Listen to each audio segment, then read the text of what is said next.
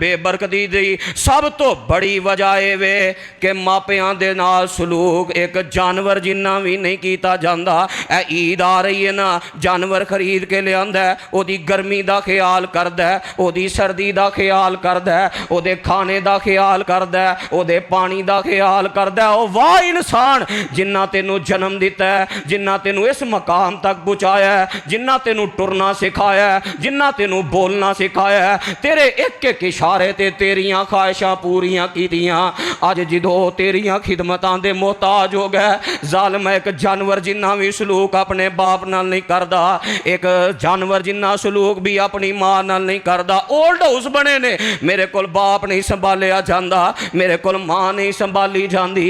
किन्ना धक्कियां अंदर मां बाप नूं रुसवा कर दिंदा है। ओ वेला याद कर, तेरे मुंह चों गल बाद अंदर निकलदी सी, तेरा बाप लोगां दियां मजदूरियां करके तेरी ख्वाहिश पूरी करने वास्ते लोगां दियां गालियां भी सुन लैंदा, लोगां दे ताने भी बर्दाश्त कर लैंदा, लोगां दे धक्के भी बर्दाश्त कर लैंदा। अज वो तेरी खिदमत दा मुहताज हो गया है ते अज उस बाप नूं पुछदा ही नहीं। ख्वाहिश पूरी करना ते दूर दी गल, बीवी नूं पुछिया जांदा है अज की पकाना है ते की खाना है, बीवी नूं पुछिया जांदा है, बच्चियां नूं पुछिया जांदा है तुसीं ते किहड़ा लिबास पाना है, किहड़े कपड़े पाने ने।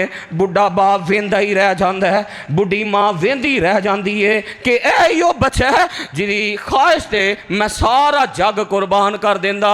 अज कोई पुछण वास्ते ही तैयार नहीं।